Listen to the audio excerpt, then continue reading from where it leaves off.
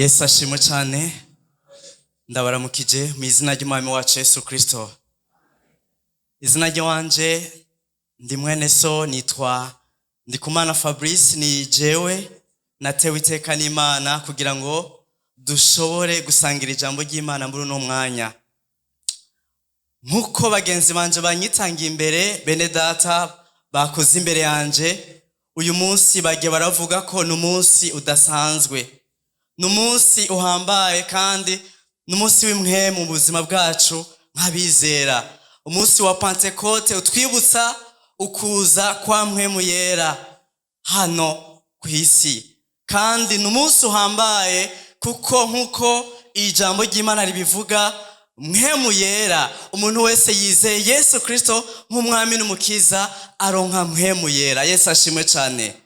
Uri hano warizeye Yesu, ufise mpwemu yera. Kandi ikindi nuko ukwizera nako kwavuye ku ijambo twumvise rikora ku mitima yacu, riradutahuza ko turabatsindwa, riratumenyesha ko turi mu kaga k'urupfu, riratumenyesha ko turabagorwa, mugabo riduhishura ko dufise inzira y'ubukiriro ariyo Yesu Kristo. Turizera kandi kuva umunsi twizeye twaronse ubugingo budashira. Yesu ashimwe cyane. Yesu yavuze mu butumwa bwiza bwa Yohana 14:6 yavuze ngo ni jewe nzira n'ukuri n'ubugingo, uwutumbereye Yesu arashika. Uwizeye Yesu Kristo aronka ubugingo budashira kandi aronka mpwemu yera. Kuva muri Edeni, Imana yahaye umwana w'umuntu ibyiza byinshi cyane. Usomye mu gitabo cy'Itanguriro ubona Imana itunganya itongo ryiza cyane, itongo ririmo byose byiza kugira ngo umwana w'umuntu abeho mu munezero wose kandi abeho mu mahoro yose.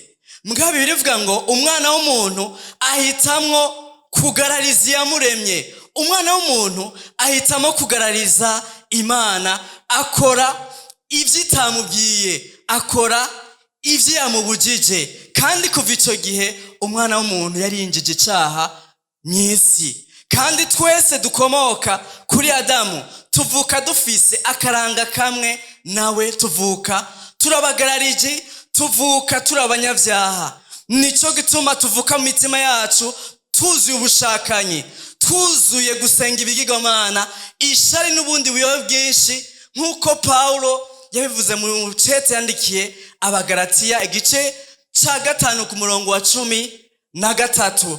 Nukuvuga umwana w'umuntu ni mubi, avukana ubugarariji, avukana umutima wo kwanka Imana. Usome mu gitabo cy'Uwavugishwa n'Imana Yeremiya igice c'10:23 ubona havuga ngo ntibiri mu muntu kwitunganiriza inzira ziwe. Ibyo ntibiri mu muntu kuko umwana w'umuntu igihe cyose ni mubi kandi yirukira gukora ububi. Nimurabe mw'isi, isi murabe, isi yuzuye ububi, isi yuzuye ibikorwa by'umyiza byinshi, kubera yuko niko karanga k'umuntu. Abisirayeli bamaze kujabuka ikiyaga gitukura, Imana ikabaha manu. Ubona Abisirayeli babwira Aroni ati nuduhe iyindi mana iturongora. Nukuvuga yuko basavye iyindi mana kandi bari bazi iyabakuye mu gihugu c'ubuja, bari bazi iyabakora ibitangaza bihambaye. Mugabo nubwo yabakora ivyo byose ntivyabujije ko basaba iyindi mana itandukanye niyo babonye ubushobozi bwayo, niyo babonye ibitangaza byayo. Umwami Salomo amaze kuronka ubwenge buva ku Mana, Imana imaze kumuha ubwenge aho mw'isi yari rurangiranwa, akagira ubwenge aho ata muntu n'umwe yari abufise, Imana ikamuha itunga, akaronka itunga ryinshi ritandukanye, akaba umwami w'abami. Abantu benshi bava hanze, abami batandukanye, bakazanwa no kumva ubwenge bwiwe. Mugabo bivuga ngo amaze kuronka ivyo byose, icyo yakoze ni iki? Yaciye azana abagore benshi, abo nabo bamukwegera mu gusenga ibigirwamana. Nukuvuga umutima w'umuntu igihe cyose ni mubi, kandi icyo wama wirukira ni ugukora ibidahimbara Imana, ni ugukora ibitanezereza Imana. niyo mpamvu ushobora kubona umuntu ashobora kwaka ubuzima uwundi kandi ataburemye. Niyo mpamvu umuntu ashobora kugira nabi uwamugiriye neza. Ivyo ni ibikoko bidakora. Igikoko ugikoreye neza ntigishobora kukugirira nabi. Mugabo umwana w'umuntu nawe umugirire neza, ivyo ntibizomubuza kukugirira nabi, kubera yuko niko karanga kiwe. Nico gituma umuntu umwe ashobora gukira asize abandi 99 cankwe 999 mu rupfu, agakira wenyene, kuko muri we yifuza gukira ku wenyene, arikunda, yuzuye ububi, yuzuye urwanko, yuzuye ishari, nta n'iciza ashobora kwifuza kugirira abandi. Uwo niwo muntu akomoka muri Adamu. Abarundi bavuga ngo akanse uraheba. Numugani w'ikirundi uvuga ngo akanse uraheba. Mugabo Imana yacu yo mwijuru, naho umuntu yayicumuyeko, naho umuntu yayivuyeko, naho umuntu yayanse, Imana ntiyamuhevye. Haleluya. Urukundo rwayo ntigwanagabanutse. Imana yagumye ikunda umwana w'umuntu, yagumye imurondera kugira ngo imukize, kandi urukundo rwayo niko rwatumye itanga umwana wayo kugira ngo uwizera ntapfe rubi, mugabe aronke ubugingo budashira. So mu gitabo c'abavugishwa n'Imana Yeremiya igice ca 31 ku murongo wa 3 avuga ngo nukuri naragukunze urukundo rudashira, nico gituma nkwiyegerezanya imbabazi. Imana yuzuye urukundo nubwo abantu ari babi, mugabo yoyo ikiranga n'urukundo no kutwiyegereza kugira ngo idukize, kugira ngo itugirire imbabazi, kugira ngo idukure mu bubi, kugira ngo idukure mu rupfu, kugira ngo iduhe umutima wayo ugororotse. Yesu ashimwe cyane. Ivyo nivyo biranga Imana. Murazi mw'isi mu gitondo abantu bashobora kuvyuka basezerana ko bakundana, mugabo mugoroba ukarangira abarinda kwanka. Ivyo nivyo biri kandi navyo vyeze muri ino si yacu canke hano mu gisagara ca Bujumbura. Abantu igihe basezerana bariko basezerana banezerewe, amashi akajako, bavuga ko bazokundana urukundo rwose, bavuga ko bazobana bakundanye. Mugabo igihe cy'umwaka 3 canke 2 usanga vyahindutse, ugasanga mu bucamanza barase bagaragaza ko urukundo atarugihari. Uko niko abantu bameze, niko imitima yabiri, niko bameze, urukundo rwabo niko ruri, mugabo urukundo rw'Imana ntirushira. Yesu ashimwe cyane. Urukundo rw'Imana ruhoraho ntiruhera. Nico gituma yihanganira abanyabyaha kugira ngo bizere. Nico gituma yihanganira abasambanyi kugira ngo bave mu ngeso mbi. Nico gihanganira abamboregwa, abanyotewe inzoga, abanyotewe ubuyobe bwose kugira ngo nabo bahindukire. Nico gituma yihanganira abari mu vy'umyiza, abari mu mareba kugira ngo nabo bahinduke, bave muri ubwo bubi, Imana ibaharire. Niko Imana imeze kandi niwo mutima wayo. Murambabarira ivyuma by'abahinga ntibisezerana. Ino munsi rero nkuko abaririmbyi babivuze, n'umunsi uhambaye aho Mpwemu Yera yaje kugira ngo abe mu mitima yacu. Yesu ashimwe cyane. Umwana w'umuntu ko ari mubi ntiyashobora kwitunganiriza inzira ziwe zigororotse, mugabo Imana kuko ari nyarukundo yaduhaye Mpwemu Yera. Ni Imana yaje kugira ngo ibe mu mitima yacu, kugira ngo ahaganze ububi haganze ubugororotsi, ahaganza kugarariza haganze kumvira Imana. Nico gituma Paulo yandikira ishengero ry'i Korinto mu cete ca mbere hajya ku gice ca 6 umurongo w'9 arababwira ati mbega ntimuzi ko imibiri yanyu ari isengero za Mpwemu Yera ari muri mwebwe. Mpwemu Yera ari mu mitima yacu, abizera, ari mu buzima bwacu kugira ngo aturongore, kugira ngo atubere umurongozi mwiza, aho umuntu atoshobora kwirongora ngo akore ibigororotse mugabo mpwemu yera yaje mu buzima bwacu kugira ngo aturongore, kugira ngo inzira zacu zibe zitunganye, zibe zigororotse, zibe zejejwe, zibe izihimbara Imana. Reka dusome mu cete Paulo yandikiye abifilipi igice ca 2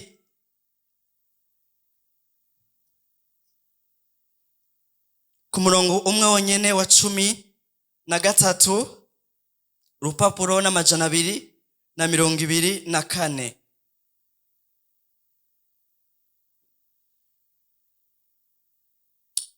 Haravuga ngo 13, kuko Imana ariyo ikorera mu mitima yanyu ikabaha gukunda no gukora ibihimbara Yesu ashimwe cyane. Imana niyo ikorera mu mitima yacu, abizeye mpwemu yera aba muri twebwe niwe adushoboza kugira ngo dukunde Imana, kugira ngo dukunde inzira zayo, kandi kugira ngo mu buzima bwacu dukore igikorwa cyose gihimbara Imana, kugira ngo mu buzima bwacu ibikorwa byacu bibe byiza bigororotse, bibe ibihimbara Imana, bibe ivy'umuntu musha ahimbaza Imana mu kugoroka no mu kumvira Imana. Abaroma 8:14 havuga ngo abarongorwa na mpwemu w'Imana nibo bana b'Imana. Mpwemu yera niwe murongozi mwiza ashobora kuturongora mu vyo kubaha Imana no mu bigororotse, kubera yuko umuntu ivyo ku bugombe bwiwe nuko ameze n'akaranga kiwe we ntiyo bishobora, mugabo mpwemu yera ko ari Imana niyo idushoboza kugira ngo dukore ibigororotse, dukore ibihimbara Imana mu buzima bwacu bwa misi yose, aho tubaye, mu miryango yacu, ku kazi, aho turi hose, kugira ngo ubuzima bwacu burangwe n'ibikorwa vyo kugoroka. Yesu ashimwe cyane. Ikindi, mpwemu yera atwibutsa amasezerano y'Imana. Turi mw'isi mugabo kandi ntiturabisi, atwibutsa kugira ngo ntidushire umutima ku magorwa ari mw'isi. Isi ifise ivyayo, irimwo amagorwa, irimwo ibyago, irimwo byinshi kwisi, umutima ni kwisiri. Mugabo mpwemu yera muri twebwe kugira ngo atwibutse amasezerano y'Imana, tubeho twizigira Imana ku munsi ku munsi.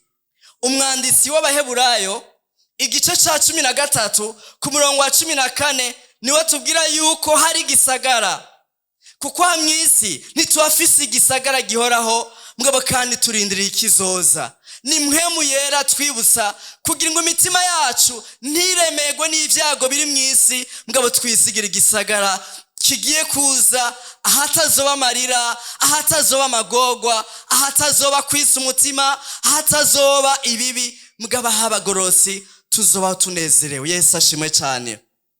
Rero mpwemu yera atwibutsa ivyo kugira ngo mu mitima yacu twame twibuka ivyo Yesu yadusezeranye, kugira ngo twibuke ivyanditswe, kugira ngo imitima yacu twizigire Imana, twizigire n'amasezerano yayo ko ari ay'ukuri, kuko idahinduka, kandi ivyo yasezeranye izobishitsa.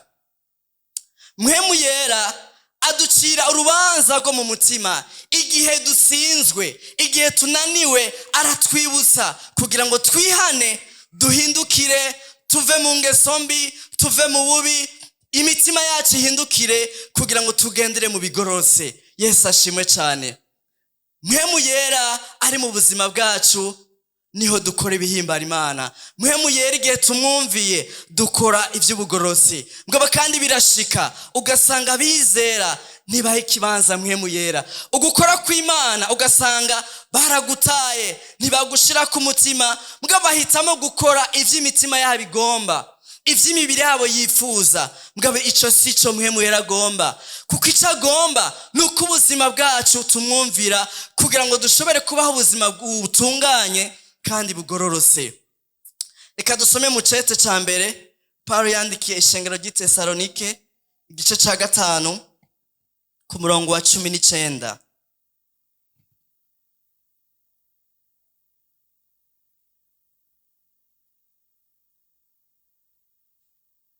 Turasomera hamwe. Haravuga ngo 19, havuga ngo ntimukazimye mpwemu. ndasubiramo kandi havuga ngo ntimukazimye mwemu Imana yacu ihabwa icubahiro. Uyu ni Pawulo mu cete yandikiye ishengero ry'Itesalonike mu mpanuro yabahaye ababizera bari bagizwe n'Abagiriki kandi bagizwe n'Abayuda baba mu gisagara c'Itesalonike. Abandikira izi mpanuro kugira ngo ubuzima bwabo bubandanye kubaho butunganye kandi bugorose.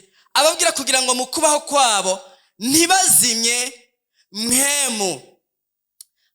Kera mu minsi iheze, myaka iheze, nabonye ikiganiro umuntu umwe cyari kuri televiziyo.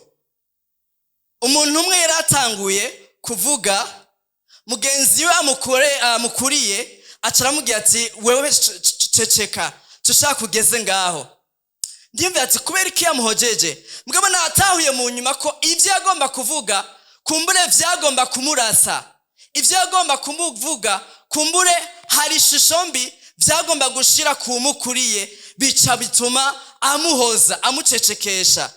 Niko no mu buzima bw'Abakristo mwemu yeraba mu mitima yacu kugira ngo aturongore, aduhishurire ibibere n'ibitunganye, aduhishurire ijambo ry'Imana kugira ngo turigendere. Mugabo Abakristo hari igihe usanga ivyo ababwira ugasanga ntibabishira ku mutima, kubera yuko kuzimya mwemu yera nukwanka gushira mu ngiro ivyaguhanuye, nukwanka gushira mu ngiro impanuro ziwe ziva ku ijambo ry'Imana, ni kwanka kumva imburi, ni kwanka guhindukira kugira ngo umuntu ave mu bibi, ave mu bwabitanyo, ave mu nzira mbi, canke ave mu ngingo mbi agomba gufata, ahindukire akora ivyiza, akora ibigorose.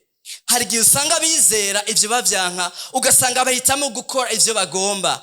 Kandi uko umuntu avyimenyereza, kandi uko umuntu yimenyereza kugarariza, niko azimya ijwi rya mpwemu yera, niko azimya mpwemu yera mu buzima bwiwe. Uko umuntu aba mu caha, ntiyumve ico mpwemu yera amubwira, ntiyumve ico amuhamagarira kugira ngo ahindukire ave mu buzima bw'icaha, niko abuzimya. Kandi birashika ugasanga umukristo yarizeye afise mpwemu yera, mugabo ubuzima bwiwe ni nkaho asa n'utagira mpwemu yera, kubera yuko ibikorwa vyiwe ni bibi, birahumanye, ni ivy'ubuyobe, akora ivyaha nk'abisi, akora ivyaha nk'abatizeye, kuko igikorwa ca mpwemu yera yaramaze kukizimya mu bugingo bwiwe, yaramaze kugihoza. Mpwemu yera yaramujimije, ntaco akikora mu buzima bwiwe kuko yaramaze kwimika ibindi, ubugarariji n'ibindi, ivyo yaramaze kuvyimika mu mutima wiwe. Kandi ubuzima bwiwe buzorangwa n'ibibi, ubuzima bwiwe buzorangwa n'ibikorwa bigayitse. Kandi ivyo hari aho bishika ugasanga birazazane n'abizera. Uyu muntu uko tumuzi ko yizeye Mwami Yesu, mbega ibi arimwo, mbega yarizeye koko? Birashika ugasanga yarizeye Mwami Yesu, mugabo ugasanga ubuzima bwiwe ntiyaretse mpwemu yera amubere umurongozi, ntiyaretse mpwemu yera arongora ubuzima bwiwe kugira ngo abashe kugenda nk'abana b'Imana. Kandi ivyo kuko atabikoze, ubuzima bwiwe buzorangwa nk'icaha, kandi ubuzima bwiwe buzorangwa n'ibibi. Ino musi mw'ishengero, mbega ntihari abasambanyi? Mbega nta bizeye usanga bari mu busambanyi? Kandi mpwemu iraba mu mitima yabo, nuko igikorwa ciwe bagihojeje atakikora. Bagenda nk'imodoka iri ku mumanuko yacitse amafire, nukuvuga nta kikontora kigihari, iyo izotumbera niyo nyene. Niko nabizera muri iki gihe usanga abantu bagenda muri ivyo, ugasanga ubuzima bwabo n'ingeso zabo bari mu vyaha, bari mu bihumanya, bari mu biteye isoni, kandi barizeye Yesu, nuko igikorwa ca mpwemu yera baramaze kukizinya. Rero ni vyiza ko abizera twemera mpwemu yera kugira ngo atubere umurongozi, atubere umurongozi. Nakaga kandi n'umubabaro kubona umuntu yizeye Mwami Yesu, igikorwa ca mpwemu yera kidagikorera muri we, kubera yuko umutima wiwe urakomantara. Kandi umutima wiwe umaze gukomantara, ubuzima bwiwe burangwa n'isubiranyuma. Nta nyota yo gukunda Imana izogenda igabanuka, kubera yuko uwari kumuha iyo nyota nta kibanza agifise mu buzima bwiwe. kandi uyo ukwizera kwiwe kuzohungabana, azokwizera ikintu cyose abonye, azokwizera ibyo ahuye navyo, kandi iherezo arashobora kuba hehe? No mu buzimire, kubera yuko atahaye ikibanza uburongozi bwa mpwemu yera. Kandi umuntu nk'uyo ibikorwa vyiwe bizoba bibi, bizoba bihumanye. Rero bakundwa, n'akanya keza turimwo ko kwibuka umunsi w'ukuza kwa mpwemu yera kubizera. Kandi n'akanya keza ko umuntu wese yisuzuma akaraba ubuzima bwiwe, akibaza ati mbega ubuzima bwanje, mbega jewe mpwemu yera igikorwa ciwe kirakora muri jewe? Mbega ndamwumvira? Mbega n'umurongozi wanje? Mbega igihe ncira urubanza mu mutima wanje, mbega ndihana? Mbega ndahindukira kugira ngo mpebe ibikorwa vy'umyiza, kugira ngo mpebe ibikorwa vy'ivyaha ndimwo, kugira ngo mpindukire mbandanye ivyo kugoroka, kuko arico nahamagariwe? Kino gihe bene data kirateye ubwoba, kirateye ubwoba cyane, kubera yuko abizera barihaye ubuyobe, barirekuriye mu vyaha. Ivyo byose kandi biva yuko igikorwa ca mpwemu yera mu mitima yabo ico barakizimije. Rero ni vyiza kugira ngo twibaze ati mbega jewe mpwemu yera ndamwumvira? Mbega ubuzima bwanje ivyo ndongoreramwo, iyo anyibutsa ivyanditswe, iyo anyibutsa ijambo ry'Imana, mbega ndamwumvira? Ndashira mu ngiro ico ambwiye? Ico ni kibazo umuntu wese ashobora kwibaza kuri uno munsi. Kuri uno munsi si ukuvyina gusa hama dutahuke, oya, ni ukugira ngo twisuzume, umuntu wese yirabe, umuntu wese aba ari we yicira urubanza mu mutima wiwe, yisuzume arabe. No munsi ko ari umunsi twibuka, ari umunsi wa Pentekote, mpwemu yera muri twebwe, aho jewe ko nizeye umwami Yesu, mbega ndamwumvira? Ndagendera mu vyo ndongoreramwo, canke ivyo ngomba nivyo ngenderamwo? Ukwifuza kwanje niko ngenderamwo, ivyo nshaka nivyo ngenderamwo?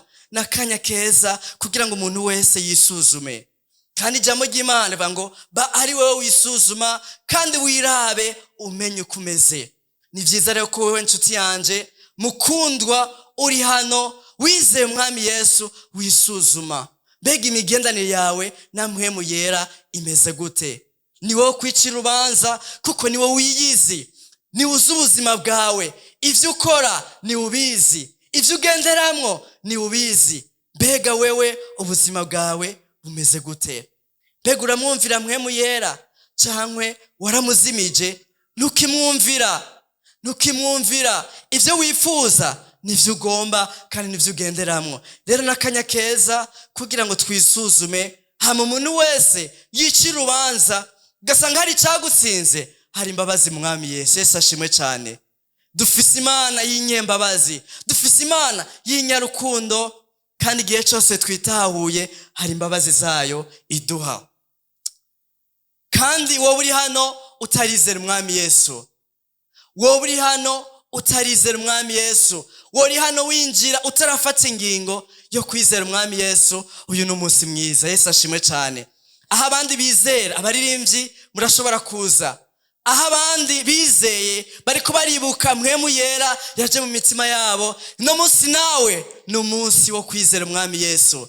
Kuba atarizera umwami Yesu abibusa yuko umuntu wese atarizera umwami Yesu ari mu kaga k'urupfu, ari mu vyago, kubera yuko hari urubanza rubikiwe abanyabyaha, hari umunsi wo gutsikira ko batubaha Imana. Nico gituma wewe uri hano utarizera umwami Yesu, reka ino munsi nawe ukubera umunsi mwiza, ukubera umunsi wo kwitahura, kugira ngo nawe umwakire Yesu. Ntube mu bahona, ntube mu barindira igihano, mugabo kandi ube mu barindire gusangana umwami Yesu. Umunsi tutazi, umunsi twiteze, hari inzambi igiye kuvuga, abagorozi tugasanganira umwami Yesu. Ni vyiza ko nawe uzomusanganira, kandi nta yindi nzira no kwizera umwami Yesu. Twagomba rero kugira ngo dufate akanya kugira ngo dusenge, mugabo kandi wibaze mu mutima wawe, gasanga utarizera umwami Yesu, uyu munsi ni umunsi mwiza. Ngwino wakire Yesu Kristo kuko n'umunyembabazi kandi no munsi umwizeye aronka ubugingo budashira. Mugabo kandi ugasanga ubuzima bwawe nawe wize mwami Yesu ugasanga hari vyagutsinze, ntiwumviye mpwemu yera, wagendeye mu ngeso mbi nk'abandi bose abanyabyaha. No munsi nawe n'umunsi wo kwakira imbabazi z'Imana, n'umunsi wo kwitahura kugira ngo uze wisuke mu mbabazi z'Imana uronke ikigongo cayo kuko ari inyembabazi. Abaririmbyi kaze cyane.